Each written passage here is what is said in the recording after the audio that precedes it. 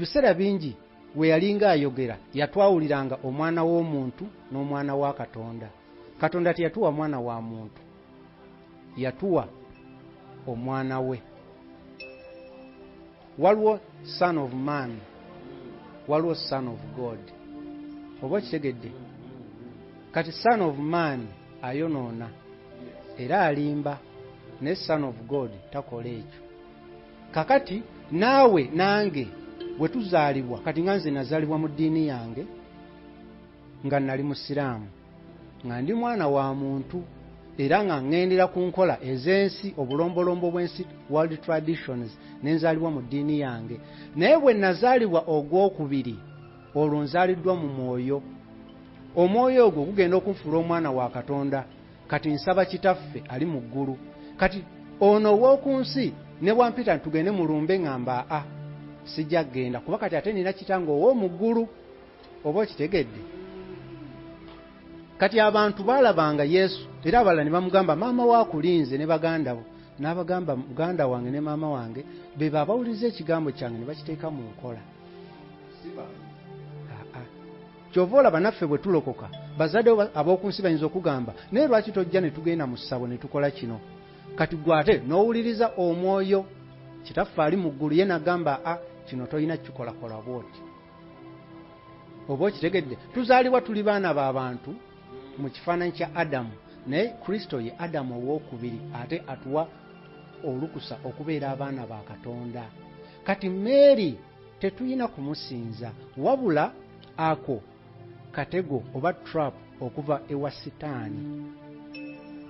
Era ebyo ebipande bye mulaba ku kalenda asitudde omwana Yosefu, olunaku lumu ndibyogerako, kubanga ebyo bye mulaba bye bateeka ku ebipande ne batukola ekifaananyi Simeoni, Mariya, ono Yosefu, ebyo oyo magic. Kati mwe mulaba bipande, naye waliyo dimoni ezifaananira ddala wezityo era nazisinkanako, eddiini ze zigoberera gye ziri zifaananira ddala bwezityo. Era oyo gwe bayita eyayita Queen Mary, oyo abangi nze musisinkanyeeko, waliyo kibayita second heaven, ndikyogerako la ne first heaven gyali namulaba, naye magic wa Sitaani. Era nali nabyeko n'omuyimbi eyagenda mu maaso ge n'amuwa obugagga. Era omuyimbi oyo bwe yajja n'ayimba oluyimba nga baluyita Mariya, yaliwo ekkonga eyo ng'amwebaza. N'omuyimbi yayimba oluyimba Makarina, naye yali ayeebaza ye. Ne mu China nasisinkana omuyimbi eyagenda bamuwa obugagga ne mulaba we nti era ng'oyo yamuwa.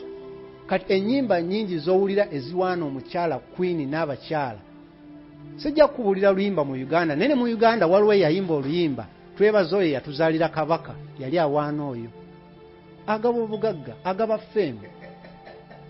Wekitegedde? So kati abantu abakyogera amazima gali nti bali mu katego ka Sitaani, bambi tebamanyi, era tubasaasire tubasabire, tetubavunaana, tetubasalira musango. Naye waliyo heaven, waliyo heaven, first heaven, second heaven. Sitaani yakolayo magic, olabanga ng'eggulu naye bya bulimba magic. Babalimbye maaso go kyolaba nga si weekiri. Katonda affe ali mu third heaven. Kwogere bulungi ako. Waliwo first heaven, second heaven ne third heaven. First heaven ne second heaven magic, ebyo bya Sitaani. First heaven, second heaven eyo wa Sitaani. Era Bible eyitayo heavens oba heavenly. Kyova olaba tusoma ne tugamba, bwe tusoma mu Ephesians Abefeso 6 okuva ku 12, tetumeggana na mubiri na musaayi, wabula tumeggana n'abo ab'amasaza bafugira waggulu, heavenly places. Kale we tusomako ayina Bible ya abali abawuliriza, bikulako mu Zaabuli 115, Psalms 115, osome verse 16, 17 awoka wakulaga heaven is for God, even heavens is for God. Nene wakulaga nti ife abamusinza kati tugenda musinza emirembe n'emirembe, naye abafu tebamusinza. Kati oyo gwe bayita Mary, olunaku lumu ndibabulirako ku ddiini emu gye sinza kwogera kati Mukama yandaga entandikwa yaayo. Kyetugenda okukola okimanyi, tujja kufuna olunaku lw'ebyo, tetusima nnyo kasita oba waddeko ka sneak peek, ka hint katono. Njala tudde wali ndowooza ekyo kizzeemu. Njala tudde wali kati luno olugero lwe tunyumizza nga tetunnatuuka wali kutematema bya Christmas naki bijja bitya and all that. Tuyigamu ki kubanga lo tuluwulidde Mary, Yosefu, tubiwulidde Solome, nabbi oli omuki omuzibe. Tuyigamu ki? Ebyokuyiga mu lugero luno bingi. Ekisookedde ddala eky'omuwendo ekyokuyiga ekirimu, ali eyo nga badde anoonya Katonda, kyasooka okutegeera Katonda teyatwekweka. Ye kyasooka okutegeera mu mutima gwe nti Katonda waliyo aboogera naye. Nga tetunagenda ku birala byonna, waliyo asooka okutegeera ekyo nti Katonda nno teyatwekweka, nsobola okwogera naye. Kuba waliwo ali eyo yasoma olunyiriri Yokaana 14:21, Mukama ng'agamba nja kujja mbeerage. Kati oli asooka n'agamba kisoboka, teyayogera bwogezi. Ye kyasooka okutegeera kubanga awuliriza omwoyo mu ye n'amulumiriza nti bino ebintu bituufu. N'amanya nti ekisooka Katonda teyatwekweka kubanga abantu bangi bakkiriza nti waliyo abasitaani abagenda underground ne mu nnyanja, era bakkiriza bye babagamba. Naye bangi tebakkiriza nti waliwo abakatonda aboogera ne bamalayika ne bagenda ne mu ggulu ne bakomawo. Ekyo kituufu, era buli kyamagero kyonna ekikolebwa ebiseera ebisinga bajja kiteekako sitaani. Tebakkiriza nti bano abakatonda balina amaanyi, era bakkiriza nnyo nti oli waavayo n'agamba nali njogera for example ne Lucifer, eyo sitole bayinza ogitwala. Naye wovayo n'ogamba nayogerako ne Katonda, abakubuuza gwani gwafaanana wotyo, kiva ku ki? Ekintu ekyo kiva ku ekisookedde ddala okitegeera obulungi. Olunaku lumu ndibabulira ku mmeeme y'omuntu bwefaanana n'engeri gye operating, mbabulire ne ku omwoyo w'engeri gye gukolamu. Kati omuntu obutakkiriza tebuba buzibu bwe, wabula aba yaliisa emmeeme ye ebyensi. Kati ebyensi ebyo biwakanyiza ddala ebya Katonda, kati ebyo ne bimuziba amaaso kuba ye Sitaani yajja okubba, okutta n'okuzikiriza. Kati mu bimu byabba n'atta y'ennyonta y'okwagala okumutegeera Katonda n'ennyonta okwagala ebya Katonda. Kati ye akuziba amaaso n'akuteekako ekikookolo, era ekyo ekikookolo kivaako olokose ng'oli mu Kristo. Kati omuntu akyalina ekikookolo ekyo ne w'omunnyonnyola tasobola kutegeera, tekisoboka. Ne w'okola otya? Yes, aba tasobola. Kale atuddeyo wali wadde okyanyumira bye tuyigamu. Kati bye tuyigamu ekisooka, omuntu amanya nti Katonda teyatwekweka. Ekirala, omuntu abadde anoonya Katonda ennyo ng'anoonya Katonda n'obulamu bwe bwonna, bw'awulira ebintu bino ate ye bimukuba wala nnyo nnyo nnyo nnyo.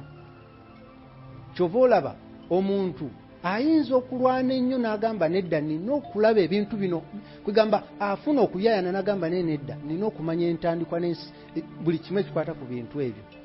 Oyo abadde anoonya Katonda.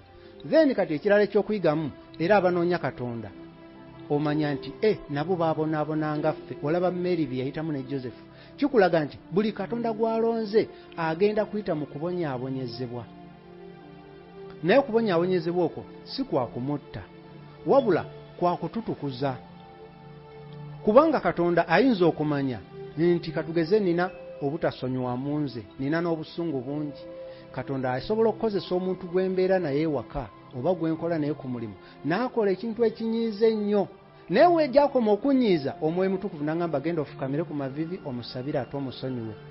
Gye nkoma okukola ekyo, Katonda anzijamu kiri ekyobutasonyiwa, kubanga amanyi mu maaso ndiyimirira mu maaso ge, ate kino ekyobutasonyiwa kiri ntwala mu muliro. Kati ye aleeta embeera ezo otukamulamu ebyo. Era okwo okubonaabonya patience si kibi, era patience kye kimu ku bibala ku kibala ekya Mwoyo Mutukuvu. Bible ezimu ziba patience, abalala bagiyita long suffering. So si kya bubi, kirungi. So kati osooka n'oyigamu gwali yawuliriza nti embeera gy'oyitamu buli muntu Katonda gwe yalonda agenda giyitamu.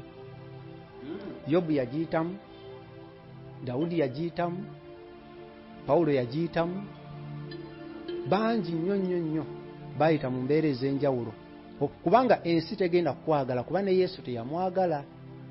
Kati okubonaabona si kubi essebo. Buli Katonda gwe yalonda ateekeddwa oyita mu mbeera eri etya?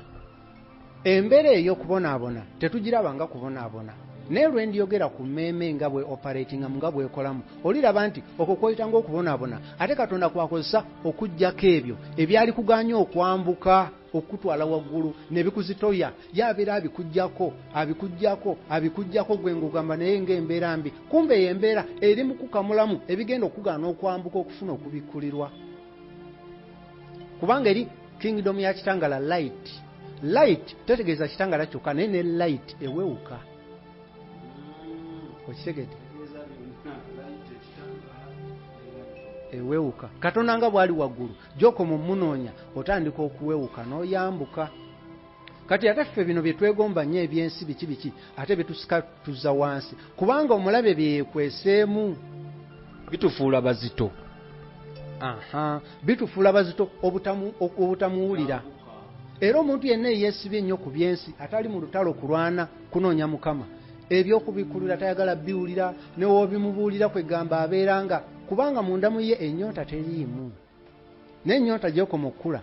Ne bino byonna buli omu tagenda bitegeera kye kimu, buli omu agenda bitegeera okusinziira nga bw'ali mu mwoyo, enkolagana ne Katonda. Essebo. Basically ebyo bye tuyigamu mu mboozi mu lugero lwaffe. Ekisooka Katonda waali era waddala, era woonyiikira omunoonya omulaba. Oba tomulaba kitegeeza waliwo ekitali kituufu, olina okwetereeza. N'akalampozi kenkuttemu k'ogambye aka both light and light.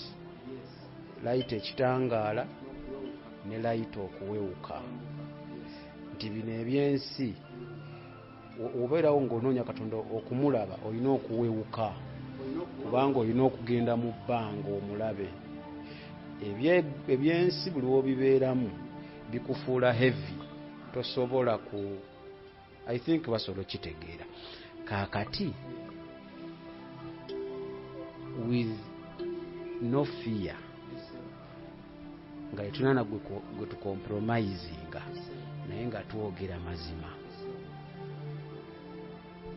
Bino byo byavaawa ebya 25th tukuza Christmas, netugenda netutema obuti bwe twayise mu ntandikwa nti Christmas tree, netugula ebigoye ebya red, abaana babyagala nnyo, tubayita Santa Claus, stuff like that. Abaana babyagala nnyo, tukakirevu webikyo.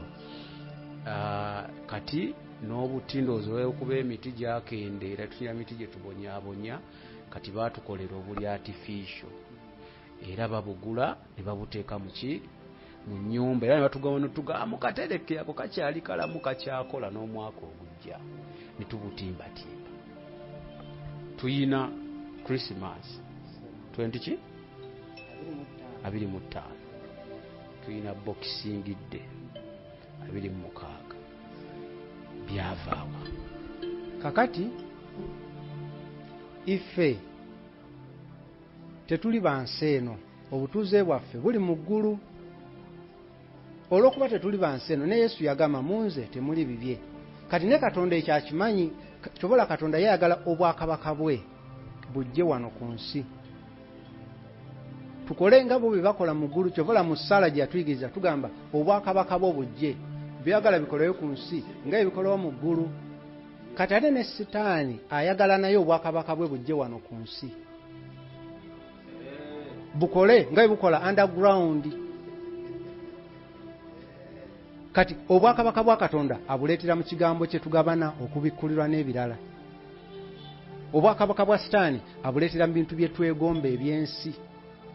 Ye waleeta obwakabaka obwa Sitaani. Kakati ebintu ebyo ebyokusinza Christmas, kusinza ebyo tuzite rituals eziri modernized. Byaliwo okuva edda n'edda wabula babirungiisizza bitambule n'omulembe. Edda byaliwo. Jeremiah 10 okuva ku Lwokubiri paka ku Lwokutaano yali alabula abantu ku kufuna omuti n'ogutema n'oguteekako ebintu ne muyimba nga mugwetoolola nga mujaguza. Byaliwo wabula babirungiisizza bitambule n'omulembe naye nga byaliwo. Teri kipya Sitaani kyali mu kukola wabula obulombolombo obwalingawo bwakola nakati. Bw'obanga edda mu masabo bagabanga kawuli shells ze bayita ensimbi kawuli shells, olwaleero mu ssabo bajja kuyiyayo ekintu ekikomo ekitali kawuli shell nga kirungi kifaane n'omulembe. Kati ne bino naffe bye tuleba Christmas byava dda naye nga birimu meaning eziri hidden, era ng'ekigendererwa kyabyo muntu kusinza Sitaani nga tamanyi, agobere kizikiza nga tamanyi, asanyuke nti kati amazaalibwa mu Bible tulaba abantu babiri abakuza amazaalibwa. Yali Falaawo, omulala yali Kerode. Ate nga walaba Falaawo yali akiikirira Sitaani. Kyova olaba Falaawo we yalabanga abaana ba Musa bamudduseeko, abaana ba Isirayiri nga Musa agenze nabo, kyamukola bubi. Era n'ayita abagezigezi n'abagamba naye nkoze ntya Musa ono okulaba nga nkola okuwoolera okwo abasirikale baffe abafudde abangi. Ne bamugamba ne bw'oliva mu bulamu buno tusobola okukuteekateeka n'obanga n'omu bulamu obuddako owoolera. N'abagamba kye muba mukola. Era ye wava ekirowoozo kya piramidi ne mami afudde omuzingazinga mu bigoye bakole mami. Yensonga lwaki Falaawo bamuziika mu piramidi, yensonga lwaki piramidi leero ke kabonero akamu obunene obwa Sitaani nga kalaga Falaawo akyawoolera abaana ba Isirayiri ne bateekako n'eriiso nti mbalaba era awoolera. Ke kabonero akamu akakulu Sitaani kakozesa essebo nga kali mu piramidi. Kati Falaawo y'omu mu Bayiba abakuza baaside ne Kerode. Kati ebyo bintu bya nsi, era oyo yenna awuliriza nga atya Katonda tajja jikuza kankubuulire, naye oyo ayagala ebyensi ajja kusanyuka. Gwolooza Mukama asanyuka ku lunaku olwo abantu bagende batamiire, bakube bwenje, bambale batya, bagende mu biduula, olooza yente Katonda bw'asanyuka? Ate wembeera nga nsanyukira mu kyaki naye ng'olunaku lwondukuza. Kyensobola okugamba nti bw'oba omanyi nti oli wa bwakabaka bwa kitangaala tolukuza, naye bw'oba oyagala kukola ofaanane ng'abantu b'ensi, kubanga okusalawo buli omu kuli eriye. Tuli bangi abawuliriza, tuli bangi abakomentinga, naye ggwe ali eyawuliriza okusalawo kuli eri ggwe, kubanga ne mu maaso ga Katonda ogenda kubeera bw'omu. Sina musumbawo, sina bakwaya banno, sina bw'osaba nabo. Kati gwe salawo gwe kyolaba ekikusembeza eri Katonda. Waliwo agamba nti nze njagala kunyumira bunyumirwansi, ng'omuyimbi omu bwe yayimba, nze njagala kunyumira bunyumirwansi, kubanga ezo ziba message, ziba zina gye ziraga. Badde manyi ziba lyrics kuyimba mu buyimbi. Nedda, ezo ziba message, ziba kuba nze wempulira oluyimba nze ntegeera eyaluwandiika, era omutima gw'oyo ayimba nze ngulabanga bw'olaba eglass, ndaba ebintu bingi era lwakuba mbasobola kubyogera, naye nze mansobola okwadvisinga nti luno oluyimba ekigendera kyalo gy'okumuduulira lukusika lukuze eno mu ngeri bweti ne bweti ne bweti. Oyogedde layini eyo nga tonna kwogera ku luyimba ne lunzijirawo mu bwongo. Kati oyina ku origin nga otuwadde kati kino ekya pyramid for example, oyina ku origin ya kino lwaki balonda luno 25? Lwaki tebalonda kale lunaku lulala? Why 25th? Oyina ka origin kooka tuweeko. Anti kakati ebisalibwawo ku nsi eno gye tuliko biva eri mu bwakabaka obw'ekizikiza. Bye bakola eri bye baagala bo kati olwedde ku nnaku ezo babaako ebijaguzo bye bakola bya kusala musaayi. Olowooza lwaki gwe bayita Father Christmas ayambala red? Fashion. Kabonero ka musaayi. Era okuteekako aka white kalaga nti kati nga bw'olaba abakola magic balina black magic ow'eddogo ne baba ne white magic bamuyita white kuba yeefaananyiriza ebya Katonda. Kyovola omuntu oba oyagala kukola church ate bakuteeka mu section ya white magic bayita white kuba byefaananyiriza. Kakyovola n'oyo gwe bayita Father Christmas bakola red ne bateekako aka white. Nze bino mbikubuulira kubanga Mukama yanteekako ekisa. Siyinza kugamba mbu nagendayo wabula nze ngenda wenjagalira nembiraba. Nze lwaki mbiraba? Sijja kubanenya na basalira musango. Nzija ogabana n'oyo awuliriza kimuyambe mu lugendo lwe olw'okugenda mu bwakabaka bwa Katonda. Okitegedde? Kikuyambe mu lugendo lwo olwo n'okwawula, otandika okwawula nti kankole kino. Kubanga okugenda mu kanisa oba mu ssinzizo ne tusaba ne tuyimba ne tutendereza ne twagala obooluganda bannaffe ne tuba n'okukkiriza, ekyo tekimala. Era oba omanyi nti ekyo kimala, Sitaani agenda kuwangula akuba ekigo kyennyini. Kiriwo ekitamala kiddemu okuba nga tugenda mu ssinzizo nga tusaba tusinza tulina okukkiriza tulina n'okwagalana mu booluganda, tekimala. Tekimala. Wabula weetaaga n'okulaba onaalwana atya n'omulabe gw'otalaba era gw'otategeera oba olwana lutalo ki. Leero omuntu ayinza okusiba ku maaso n'agamba lwana nga tolaba, nga lwolwana tomulaba tomumanyi. Kakati bwe tusoma mu Befeso chapter 1 n'otandikira ku verse 15, 16 ng'ogenda, abalina Bible zammwe musobola okubikulawo. Ephesians chapter 1 from verse 15 genda ngo 15, 16, 17.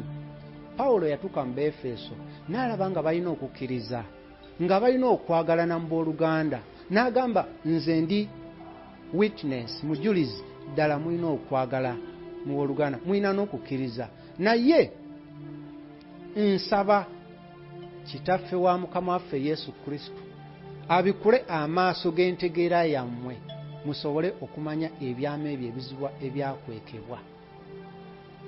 Ku lwaki ekyo kye baali balina kyali tekibamala okulwana olutalo olulungi, kuba tuli mu lutalo tumeggana.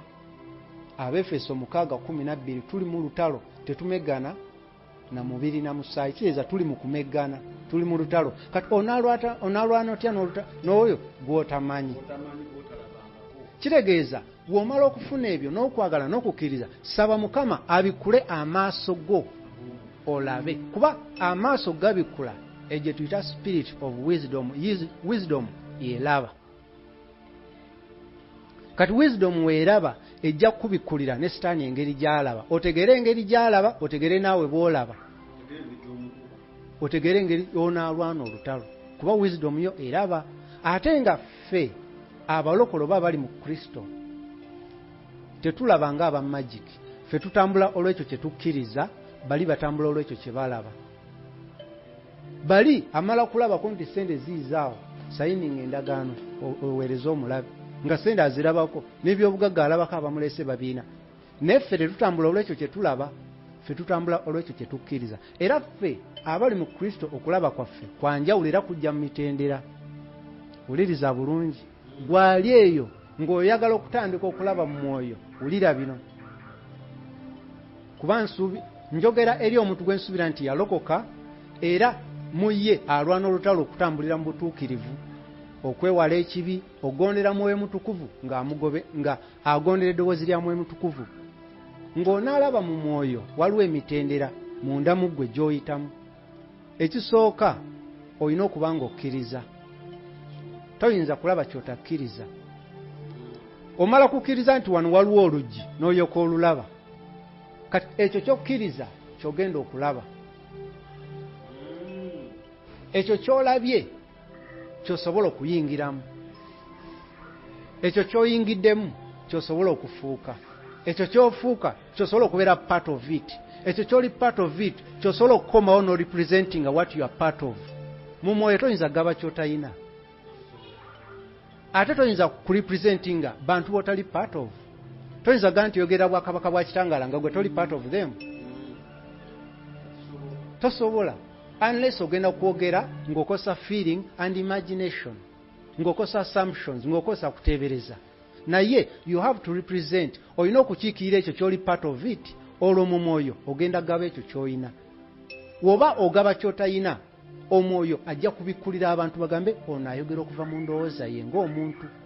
Either abantu bajja kumanya oli mu kumotivatinga otaddemu scriptures, abantu bajja kumanya ogasegase quotes, inspirational quotes n'otekamu scriptures. Ekyo si kigambo kya Katonda. Amagezi g'omuntu gasobola okukola ekyo. Osobola any motivational speaker, omwogezi yenna azzaamu amaanyi, ne waatabanga si mulokole ne waba musiraamu, asobola okubazaamu amaanyi n'abawa n'ebyawandiikibwa, naye yo teba mmere ya mwoyo. Waliwo abasajja ba Katonda abatusomesa batyo, era ekigambo kingabo tubamanyiiko kimu, basomesa enkulaakulana, basomesa success. Oba oyagala okukulaakulana wuliriza enjiri y'oyo omusajja, eyo teba njiri. Era nga wulira mbu ayagala okukulaakulana, era ayagala okukulaakulana, era akulaakulana. Nenze njogera ku bantu abaagala okusinkana Katonda, bo banoonya mmere ya Katonda, balina kulya ku ye Katonda. Badde mmanyi bitambulira kumu, kubanga era emirimu gya Katonda weetaagamu, bwembeera very straight, weetaagamu era akasente okukola emirimu gya Katonda. Kati for example, oba olina gy'oyagala olaga, olina obuwulira ekigambo kya Katonda mu mbeera yakati, era weesanga nga weetaagamu ka transport. Bamanyi success moves along with, simanyi osobola okunyambako n'abawuliza abalaba n'otusomesaamu about that, because nze kyensinza okulaba mu churches ennyingi nno, si wano Uganda wokka naye n'ebweru wonna, ekigambo kitutambulidde nnyo ku prosperity gospel. Katonda tubanga abamuwola, muwe kino ofune obugagga, oleeta kino ojja funa omwana wabayabula, siga. So tusomesaamu kwako. Kakati Katonda akimanyi nti omulunzi w'endiga oba shepherd mu ndiga alyamu ennyama, era ku ndiga ojjako n'eddiba n'ofunamu olugoye. Era atugamba Matayo 6:33 awo wonna, sooka onoonye obwakabaka bwa Katonda, ebisigadde bijja kwongerwako. Era ne prosper Katonda akikosa mu Bible, era ye alina wakikosa n'agamba as your soul prospers. Kati ffe prosperity gye twogerako nnyo ku nsi ya mubiri guno, ne waliwo prospering of the soul, naye tulina oginoonyerezaako yo soul eprosperinga etya. N'ekirala yatuwa akagero ka omugagga n'oli omwavu Lazaro. Olaba nti yatuwa akagero ako n'atulaga ono omugagga, kuba bangi nga baagala ogaggawala. Yali eri mu muliro, Lazaro ng'ali eri, naye gwe awuliriza wali yagadde kubeera mu muliro oba wali yagadde kubeera eri na Ibulayimu. Obugagga si bubi, naye Sitaani kubo ddene lyakosezza ng'omutego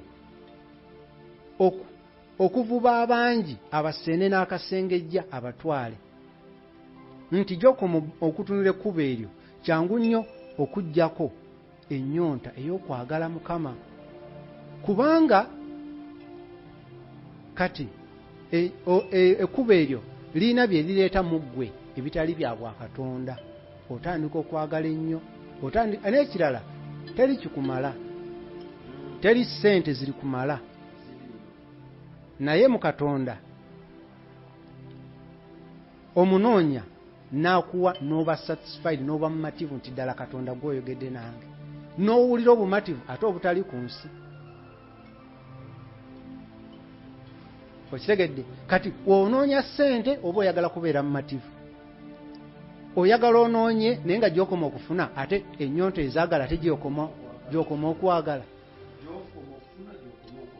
Naye nga gy'okoma okwagala okufuna gy'okoma okubanga toyagala na balala bakwetoolodde bafune, wabula oyagala obasukkulumeko. Kitegeeza mukoma okweyagaliza ate ojja kukoma obutayagaliza bali, kuba toyagala batuuke ku ddaala lye baliko, lyoliko ggwe. Oyagala kuba boss. So okola si kubi, era Katonda ye yatandika okukola, yakutandika, era Katonda asuubiza okuwa omukisa emirimu gy'emikono gyaffe. Wabula tusooke tunoonye obwakabaka bwa Katonda abo abaagala obugendamu, kuba waliwo abatabwagala, waliwo abalabanga ebitabakwatako. Naye nga njagala kukubuulira nti n'abo abalabanga ebitabakwatako ekyenjalo nti bagenda kuyita mu kkubo eryewala ate ery'obulumi, naye nga Katonda kye yagamba kye yali okuva mu ntandikwa bwe kiribeera emirembe gyonna, bwe kiri bwe kiriba. Omuntu asobola ate bimukwatako. Ate n'ekirala, waliyo akaseera kali ng'omuntu avudde mu bulamu buno, kuba ya appointment buli muntu agiina, alina okuvaako mu mubiri guno. Kati omugezigezi ku nsi yeekwate ku Kristo, ate yeekwata ku Kristo anoonyereze bingi ku Kristo, kuba ye Kristo yagamba nti noonya ojja kuzuula. Seek you will find. Bw'onoonya ozuula. N'atuwa n'ennyiriri Yokaana 14:21 ajja kujja yeerage. Era ensonga lwaki ngabana ebintu bino, mbigabana kubanga njagala ali eyo anoonya ategeere kisoboka, addemu amaanyi. Njogera bino ali eyo alina ebibuuzo byebuuza ebingi. Mu bino bye twogera wabaawo ebibuuzo ebiddibwamu ebiyitirivu munda mu ye. Njagala ali eyo awuliriza awulire emirembe mu ye nga twogera bino. Egyo emirembe gijja kubanga Christ is the Prince of Peace. Era abo boolaba abali ew'omulabe Sitaani mu kizikiza abasinza, ekintu kimu kye batalina bonna, tebalina mirembe. Iffe tulina emirembe, tebalina mirembe, tebalina wadde emirembe. Ne bw'ogenda ebweru ng'ogenze ku vacation n'olambula n'okola ki, ne bw'oyambala engoye ennungi zitya, ne bw'ovuga emmotoka efaana etya n'oteeka ne wano omukono, just ogezaako kulaga abantu kifaananyi nti olina emirembe. Naye singa obadde nagyo ate tewalirazi biraga nti ogirina. Naye Kristo akuwa emirembe n'oba ng'omwana omuto eyazaaliddwa nga tolina kiweeraliikira, tolina wabula abakulaba kyoli tebakitegeera, naye ggwe ate oba omanyi kye bali. Tebasobola kutegeera kyoli kubanga gano amaaso tegalaba, gano ag'okungulu tegalaba, wabula amaaso g'omwoyo ge galaba, era ge maaso amatuufu, ge maaso ag'omutima. N'ekirala ffe Katonda byatuwa biri etaano, tebiggwaawo. Essebo Kale simanyi oba we have exhausted ogenda tumira, simanyi oba we have exhausted kino ekintu kya ebijaguzo bino bye tukola, but kansuubire okujjawo nga low questions endala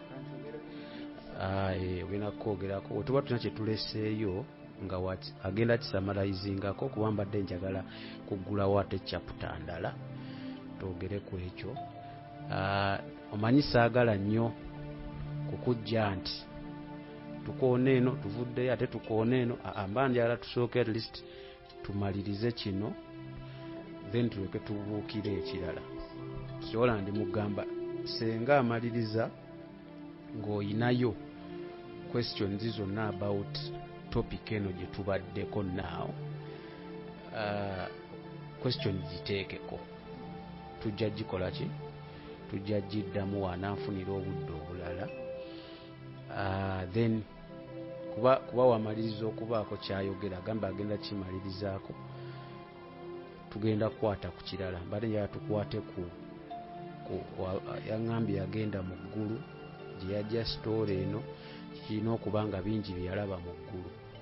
Kati mbadde njala kukwatayo ekifo kimu tusooka tutandikeko ku ekyo tutambule nakyo bwe tunaakimala Mukama anaatuweera obudde tukwate ku kirala. Ndowooza kwe kuyiga okutuufu.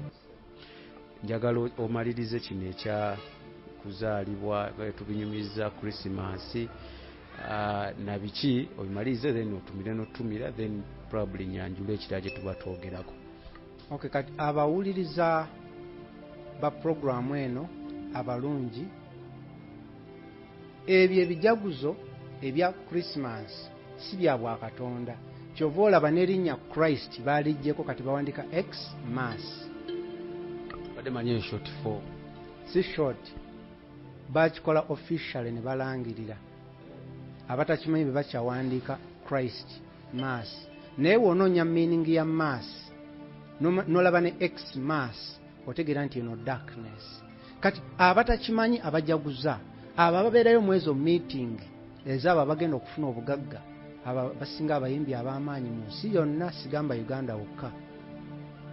We baalabanga abantu bajaguza bo baseka, era omugambo okulokoka takkiriza. Agamba gungamba okulokoka tafuna na budde bwo kuba alaba by'omugambo okulokoka bangi be bagoberera nti be b'amaanyi eri babeera nabo mu meeting. Nze nkugamba bino kuba nze nabiraba ate mbirabira ddala, saagendayo wabula nze ngenda wenjagalira. Kati ebintu ebyo bambi temugoberera olw'obutamanya, era ojja kwesanga nti mu records nyingi mu nsi yonna obubenje bungi bubeera mu mwezi guno, kubanga bangi babeera ne assignments ez'okuleeta omusaayi kati nga bali ku deadline, nga balina okugenda okukola obubenje batuukirize deadline zaabwe basobole okuzza obujja endagaano zaabwe ez'okusigaza ffeemu n'obugagga n'ebirala ne crowds. Kati bambi woba nga tomanyi tokigoberera, era bangi bagenda kufuna obubenje, bangi kati beetegese bajja genda okuwuga, bajja genda naye ojja kuwulira bingi abafiiridde mu nnyanja nga bawuga obubenje, kubanga bo babataddemu okukyamuukirira kuno obulango babukuba balanga kino, naye gwe bakulinze ku kabenje, bakulinze ku ki? Kubanga gwe tomanyi kigenda mu maaso. Bo bakulabanga omuntu alunda enkoko ye nga bagigoba bagizza eri akamaso, ne balanga kino ne balanga kino, gwe n'odduka ogenda mu bayimbi, naye ng'abagenda okufa abayitirivu mu bubenje mu ggwa mazzi biki amaato gagudde, naye bo nga bali eri ssaawa zino bakola mikolo enguudo ko baagala obubenje niki bo bakola mikolo. Kati ebintu ebiva mu Bwakabaka obw'ekitangaala obwagala okufuga ensi eno, manya obw'ekizikiza, obwakabaka obw'ekizikiza bwagala kujja bufuge ensi eno nga Katonda afe wayagala obwakabaka bwe bujje byagala bikolebwe ku nsinga ebikuba mu ggulu, nabo ab'obwakabaka obw'ekizikiza baleeta ebintu ebyo kubanga ye Sitaani akolagana na musaayi, kubanga omusaayi ye waalina obukakafu nti yawamba Adamu, kubanga Adamu nga tanneyonoona yali talaba mubiri guno, kuba Adamu namulabako nga tanneyonoona ate nenjogera naye, aye ne mu ggulu ne musangayo nga atuuse era nenjogera naye, yalina omubiri gwa kitangaala. Bwe yayonoona ekitangaala ne kibulira munda mu mubiri guno n'alyoka alaba omubiri guno n'ategeera ali bwereere. Kati ekitangaala ekyo kye kyakola omusaayi, yali talina musaayi, era obulamu bwonna bwadda mu musaayi. Kyova olaba baagala musaayi. Kyova olaba Yesu Kristo bwe yazuukira n'abagamba mukwate, yagamba mubiri n'amagumba, teyayogera musaayi. Ne Adamu we yalaba Eva olunaku olwasooka ng'azuukuse, we yamulaba yagamba ono mubiri gwange era magumba gange, teyogera musaayi. Kati essaawa zino obulamu buli mu musaayi, kati bali baagala musaayi. We wali obukakafu nti ekyo kikola kya Setaani, kubanga ekigambo sin sin kitegeeza Satan in nature. So omuntu abeera ne ekikula kya Setaani aba agenda mu muliro. Sigamba nti Katonda aba tamwagala, kati ye Katonda agamba Kristo ono kakunaazeeko ekyo ekikula kya Setaani okkirizibwa okugenda mu ggulu. Yetakaka gwe alina okwesalirawo. Katonda yetakaka gwe alina okwesalirawo. So mu bufunze abagobera Christmas byonna Easter, Halloween byonna bya Setaani biva mu Bwakabaka eri babireeta ku nsi. Kati bambi abantu era kyova olaba obutamanya tebikugisaako musango ne mu maaso ga Katonda. Ne mu Bible ojja kulaba wangi boogera ignorance is a sin. Obutamanya gwosobola okuwakana nga bw'oyagala, naye ekiseera kiri ng'oli mu maaso ge n'ebikuwaga essaawa zino sitaani abikuggyako byonna n'oyimirira wali ng'oli bwomu. Endowooza z'oba weesiga theology wabisoma byo essaawa eyo batobiina ng'oli mu maaso ga Katonda yatonda eggulu n'ensi. Mukulu kiki kati gwe alina omukisa wuliriza, londa Yesu Kristo omugoberere, agenda kutwala lyekkubo lyokka. Sigamba mbu lyerimu ku makubo, ye yekka lyekkubo. Yesu Kristo yekka ye mediator, yali wakati w'omuntu ne Katonda, yekka Kristo lyekkubo. Kubanga nga tannajja omuntu we yayonoona, sitaani we yagwa eno ku nsi, Katonda yatandikira okukola enteekateeka y'okununula abantu. Era w'osoma mu kubikkulirwa Revelation chapter 5, Katonda ng'alaga seals. Ani asobola okwopeninga seals zino? Olwo Katonda yali akoze omuntu ananunula abantu by'anaayitamu. Yali abikoze ng'alanze n'eri mu Isaiah 53 ng'alanze omuntu oyo ajja kukola kino, ajja kuyitamu ananunula ensi. Kati oyo gwe bayita Kristo, yagamba oyo yali yitibwa Kristo. Kati Yesu yajja ne bamuzaala, Katonda n'amufuula Kristo we. Oba kitegedde? We baamuzaala n'akula, kati ye we yakula paka mu bujjuvu bwe n'abeera Kristo wa Katonda. Twakinnyonnyodde dda. Kati naawe nange we tukula Kristo muffe, naffe tubeera Kristo we. Kyova olaba atugamba mu Befeso, Ephesians chapter 4 from verse 11 to verse 13. Agamba ensonga lwaki yaweereza bano bonna ababulizi ab'enjawulo eri kwegamba omulimu guli gumu, bazimbe omubiri kwa Kristo paka ffenna tunaakula paka ku kipimo n'obujjuvu bwa Kristo omwana wa Katonda, ye amwanirize. Era ffenna Katonda alaba ekiri mu maaso, yalengera nga twatuuka ku kikule, waliwo twatuuka ku ekyo. N'ayogera mu kitabo kya Ennyimba, The Song of Songs chapter 4 verse 7. Yatulaba n'agamba mwenna mutuukiridde mujje. Yagamba you are all fair my bride, come. Essebo owadde ogambye nago oyagala otumira. Njagala kutumirayo omuntu omu. Nasoma mu comments, waliwo comment gy'omuntu gye nasoma n'enkwatako. Yagamba nti nno wempuliriza obubaka buno nze kumpi buli muze mbadde ngukola, naye bwe mpuliriza mpulira ennaku. Ate kugamba nawulira nga ayagala kwenenya Katonda amuyamba ave ku mize egyo gyonna. Yagamba I can't mention naye buli muze mbadde ngukola, naye nsaba Katonda nyambe. Era nze we nali nendaba nga omutima gw'omuntu oyo gumenyesemenyese maaso ga Katonda. Ate nga maaso ga Katonda ekintu kyatagaana. Katonda osobola omuwa ssente n'azigaana, osobola okusala saddaaka n'agigaana, naye Katonda ekintu kyatagaana omutima ogumenyese. Era omukyalo oyo kamutumireko. Nze nalabye komenti, naye nalabye erinnya lye nga wandiseewo Nankowa Pauline, naye nga njagala omukyalo oyo gyali Nankowa Pauline amanye nti Katonda amwagala nnyo, era Katonda agenda kubeera wamu naye singa naye anaawuliriza nga Mwoyo Mutukuvu n'amugoberera. Olunaku lumu tujja kusinkana naye ku mbaga y'omwana gw'endiga, the wedding supper of the Lamb.